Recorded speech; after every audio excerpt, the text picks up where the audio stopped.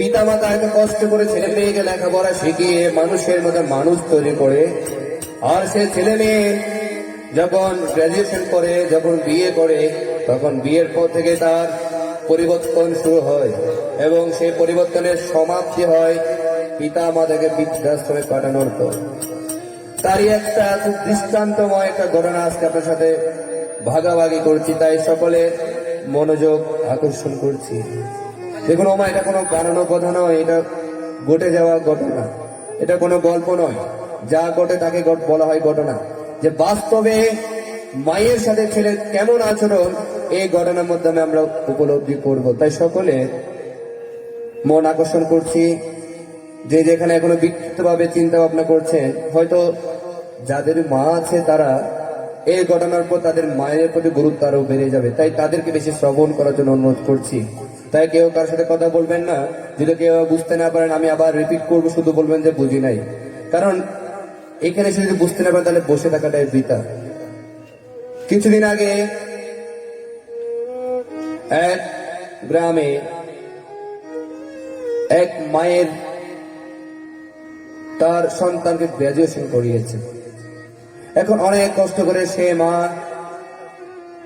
তার ছেলেকে, তার কোনো মেয়ে ছিল, শুধু একটাই ছেলে ছিল, সে ছেলেকে অনেক কষ্ট করে দিনাতিপাত করে ছেলেকে গ্রাজুয়েশন করিয়েছে। এখন কালক্রমে সে ছেলেকে বিবাহের জন্য তার পাত্রী খুঁজছে। স্বাভাবিকভাবে যখন ছেলে গ্রাজুয়েশন হয় তখন পাত্রীও হতে হয় গ্রাজুয়েশন অথবা ছেলের সমমান। এখন ঘটনা হয়েছে সে মা তো আর অত শিক্ষিত না। এখন যেটা সামাজিক যেটা নিয়ম বা যেটা সচরাচর হয়, ছেলেকে যথারীতি বিবাহ দিয়েছে সুন্দরী এক শিক্ষিত মেয়ের সাথে। এখন প্রতিনিয়ত যেটা হয় সব সংসারে, যখন সে মেয়ের শ্বশুর বাড়ি থেকে লোক আসে, তখন যেহেতু তারা শিক্ষিত আর ছেলের মা অত শিক্ষিত না, একটু অত গ্রামে বড় হয়েছে, তো সেজন্য সে মা তাদের সাথে সম ব্যবহার করতে পারে না। এখন না পারার কারণে প্রতিদিন সে বউ তার ছেলের সাথে ঝগড়া করে যে মাকে রাখা যাবে না, কোনো অতিথি আসতে পারে না, মায়ের আচার ব্যবহার দেখে আমাদের মান সম্মান হেট হয়ে যাচ্ছে, তাই মাকে অতি শীঘ্রই কোন একটা জায়গায় তুমি ট্রান্সফার করে দাও। এখন প্রতিদিন বউয়ের জ্ঞানের শুনতে শুনতে সে ছেলে অতিষ্ঠ হয়ে গিয়েছে। এখন একদিন সে চিন্তা করেছে এর একটা সমাধান করা দরকার। এখন ঘটনা হয়েছে সে মায়ের এক পাশে জলসানো ছিল, অর্থাৎ এক পাশে আগুনে পোড়া ছিল, আর অন্য পাশটা মোটামুটি ভালো ছিল কিন্তু চোখে ভালো দেখতে পেত না। অর্থাৎ সেই মায়ের একটা পাশ আগুনে পোড়া ছিল আর অন্য পাশে যে চোখ ছিল তাকে তা দিয়ে হালকা দেখতে পেত। এখন সেই মা এরকম করে ছেলেকে, এত কষ্টের মধ্যে ছেলেকে তখন অবহেলা করে সে ছেলেকে গ্রাজুয়েশন করিয়েছে এত কষ্ট করে। এখন মায়ের এরকম বিকৃতি চেহারা, তার স্বভাব চরণ তার ছেলে তো সহ্য করতে পারছে, কিন্তু তার বৌমা সহ্য করতে পারছে না। তো যার কারণে ছেলে সিদ্ধান্ত নিয়েছে মাকে কোন একটা জায়গায় রেখে আসা হোক।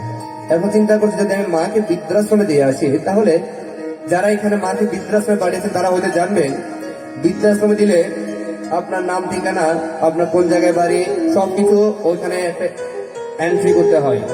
তো ছেলে চিন্তা করছে যদি আমি মাকে বৃদ্ধাশ্রমে পাঠাই, তাহলে মা ওখান থেকে আমার নাম ঠিকানা দিয়ে আবার আমার বাড়িতে চলে আসবে, তাহলে মাকে বৃদ্ধাশ্রমে রাখা যাবে না, কেননা মা আমাকে অতটাই ভালোবাসে, মা আমাকে যারা থাকতেই পারবে না। এখন কি করা যায়? চিন্তা করতে করতে সে চিন্তা করছে না, মা যখন ঘুমাবে রাতের অন্ধকারে মাকে নিয়ে সুদূরে কোন একটা জায়গায় রেখে চলে আসবো, যেখান থেকে মা আমাদের লোকেশন, আমাদের ঘরও চিনবে না আর আমাদের সাথে যোগাযোগ করতে পারবে না, তাহলে কোন এক সংস্থা তাকে নিয়ে চলে যাবে সেখান থেকে। তো যে চিন্তা সে কাজ।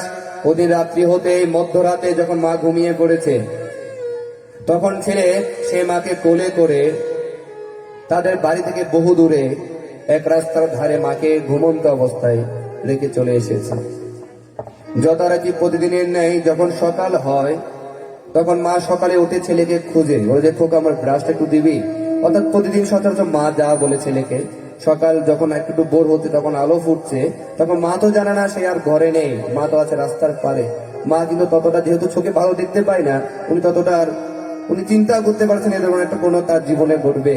তাই সে যথারীতি সে খোকাকে বলছে, খোকা আমার ব্রাশটা একটু দিবি?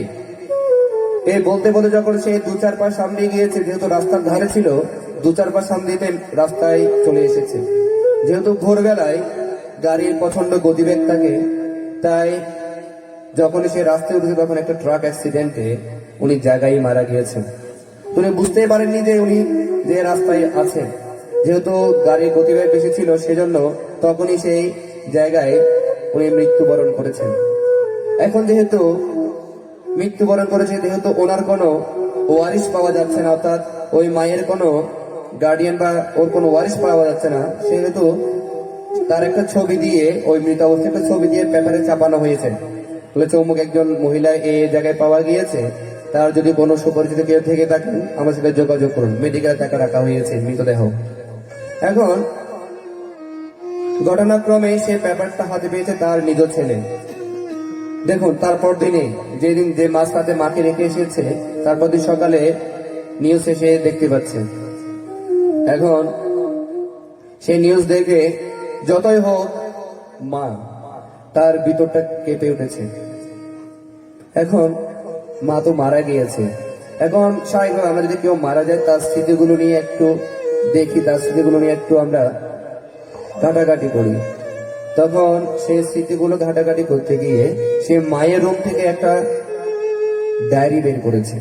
অর্থাৎ মায়ের অনেক পুরনো একটা ট্রাঙ্ক ছিল, সেটা কখনো সে খুঁজেও নি, দেখেও নি।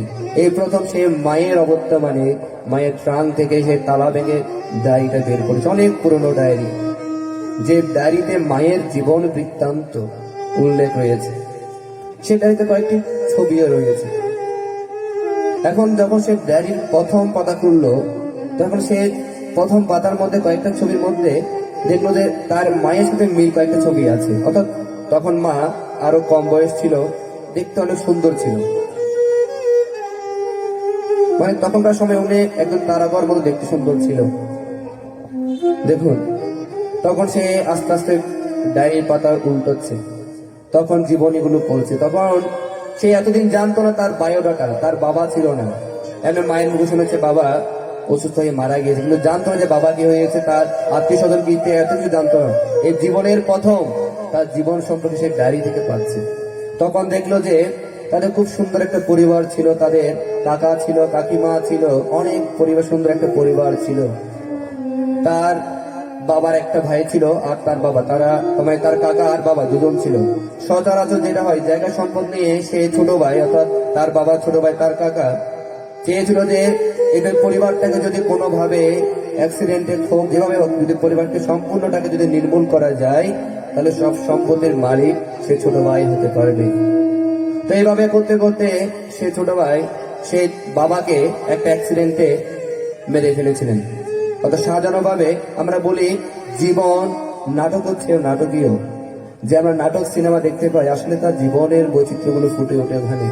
আপনারা কতটুকু উপলব্ধি করেন সেটা জানা নেই। তো যাই বলছিলাম, যখন তার বাবা একটা অ্যাক্সিডেন্টে মারা গিয়েছেন, এখন তার মা আর সে একা পড়ে গিয়েছে।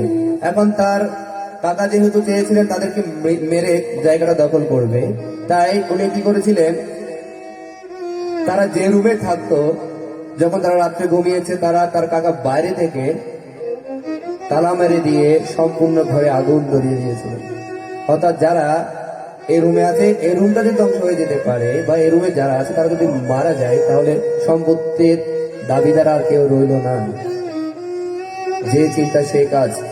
রাতের অন্ধকারে, ঘুটঘুটে অন্ধকার, সে আগুন লাগিয়ে দিয়েছে সে তার বড় ভাইয়ের স্ত্রী এবং ছেলের ঘরে। এখন ধাও ধাও করে আগুন জ্বলছে। আগুন জ্বলতে জ্বলতে জ্বলতে তাদের দেওয়ালের এক পাশ কষে পড়ে গিয়েছে আগুনে এমন তার। মা হঠাৎ করে উঠে দেখলো সম্পূর্ণ করে আগুন জ্বলছে। তখন সে দৌড়ে চিৎকার চেঁচামেচি করে বের হয়ে গিয়েছে। এখন চিন্তা করছে, বের হওয়ার পথে চিন্তা করছে আমার ছোট খোকা তো রুমে। দেখুন, মায়ের যে খোকা রুমে রয়েছে, মা দেখছে ওখানে গেলে তার নিজেরও বিপদ হবে, কিন্তু মা সে সময় সে আগুনের কথা নয়, খোকার কথা চিন্তা করেছে। সে খোকার কথা চিন্তা করে সে আগুনের মধ্যে সে মা প্রবেশ করেছে, এবং সে ছেলেকে যখন নিয়ে আসবে তখনই আগুনের প্রচন্ড তাপে মায়ের এক পাশ ঝলসে গিয়েছে। এইভাবে করে সে সন্তানকে কোনোভাবে ওখান থেকে পালিয়ে এসেছে, কারণ সে বুঝতে পেরেছে এটা তার দেবরের কাজ, সে ওখানে আর বাঁচতে পারবে না। তাই সে ছেলেকে মা অনেক দূর একটা গ্রামে নিয়ে দিন দিন বড় করতে লাগলো। কিছুদিন পর দেখতে পাচ্ছে ছেলে একটা চোখে ভালো দেখতে পায় না। কেন দেখতে পায় না? ওই যখন ছোট বাচ্চা ছোট ছিল তখন বের হওয়ার সময় সে বাচ্চার চোখে একটু করে আগুনের তাপ লেগেছিল, সে চোখে ভালো করে দেখতে পায় না, অল্প অল্প দেখতে পায়। তাই মা কি করেছে, এক পাশ দোষ নিয়েছে, আর এক পাশ ভালো ছিল, ওই অন্য পাশের যে কর্নিয়া, যে চোখ, সে চোখটাকে ছেলেকে দান করে দিয়েছে এবং সে ছেলের চোখ মা নিজে লাগিয়েছে। এমন করতে করতে যখন ছেলেকে গ্রাজুয়েশন করিয়েছে, তখন গ্রাজুয়েশন করার পর ছেলে বিয়ে দিয়েছে। বিয়ে দেওয়ার পর যখন মা একটু আরামায়েশ করবে, এত মা কষ্ট করে দিচ্ছে সন্তানের জন্য, চিন্তা করছে বৃদ্ধ বয়সে হয়তো বৌমার হাতে একটু ভালো মন্দ থাকতে পারবে।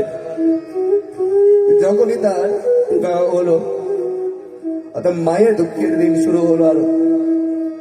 তখন ছেলে যখন সে দাড়ি পাতাগুলো যখন সেসব এসছে, তখন দেখতে পাচ্ছে তার মা তার শুধু নিজের জীবনটুকু রেখেছে, তার শুধু প্রাণটুকু রেখেছে, আর কোনো কিছু মা রাখেনি তাকে লেখাপড়া করানোর জন্য। তখন সে হাও মাও করে কাঁদছে, বলছে, ও মা, আমি অনেক ভুল করেছি মা, তুমি আমাকে তোমার কাছে নিয়ে যাও। আমি বুঝতে পারিনি যে তোমার সাথে এত বড় অন্যায় আমি করে ফেলেছি মা। তাই মায়ের কাছে করজোরে মিনতি করছে, ও মা, যদি কোনো জন্ম যদি আমি আবার পাই, তবে তোমাকে যেন আমি আমার নিজের মা রূপে পেতে পারি। আর আমি গোবিন্দের কাছে প্রার্থনা করছি, ও মা, যাতে আমার এই বিভ্রান্তি কোনো কালে না হয়। তাই সে ছেলে হাও মাও করে কাছে আর মায়ের ছবিগুলো বুকে জড়িয়ে ধরছে। আর সকাল হতেই সে মেডিকেলে গিয়ে মায়ের লাশ নিয়ে এসেছে। মায়ের লাশ নিয়ে মায়েকে দেখে তখন তার জীবনে প্রথমবারের মতো মাকে দেখে সে জীবনের প্রথম এতটুকু মাকে সে উপলব্ধি করেনি, আজকে যেরকম উপলব্ধি করেছে। তাই সে মাকে জড়িয়ে ধরে কান্না করছে, বলছে, মা, তোমার জীবন দশায় তো আমি তোমাকে কোনো সুখ দিতে পারিনি মা, যদি তুমি পারো এসব ক্ষমা করবে। তাই